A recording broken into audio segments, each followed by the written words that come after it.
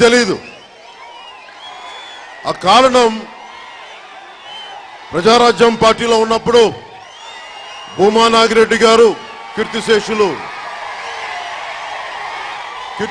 శ్రీమతి శోభా నాగిరెడ్డి గారు అప్పుడు చనిపోవడం వల్ల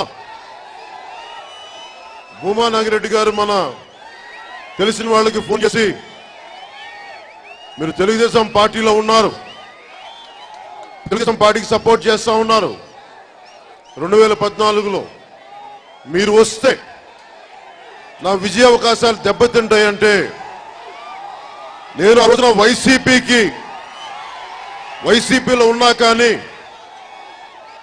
శోభా నాగిరెడ్డి గారి మీద గౌరవంతో చనిపోయారు, వారి కుటుంబానికి అండగా ఉండాలి, అసలే బాధలో ఉన్నప్పుడు ఎందుకని చెప్పి నేను చాలా త్రికరణ శుద్ధిగా అనంతపురం నుంచి హైదరాబాద్ వెళ్ళిపోయాను. కానీ వారి గెలుపుకి అంటే నా కమిట్మెంట్ ఎలా ఉంటుంది, స్నేహానికి మాట ఇస్తే ఎలా ఉంటుందని చెప్పడానికి కూడా అదే చిహ్నం, అదే గుర్తు. కానీ ఈ రోజున 2019 ఎన్నికలకి ఆళ్లగడ్డ నుంచి జనసేన పార్టీ అభ్యర్థిని నిలబెడతాం, బలంగా నిలబెడతాం.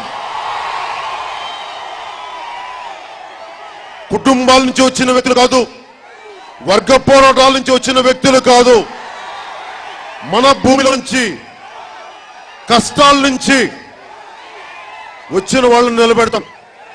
నాకు మీరు ఎంతమంది ఓట్లు వేస్తారో తెలియదు, నేను మీకోసం ఉన్నాను, మీరు నా కోసం ఉంటారా లేదా అనేది మీరు నిర్ణయించుకోండి. నేను మీకోసం అయితే పనిచేస్తాను, నా ప్రాణాలు ఇచ్చేస్తాను రాయలసీమ కోసం.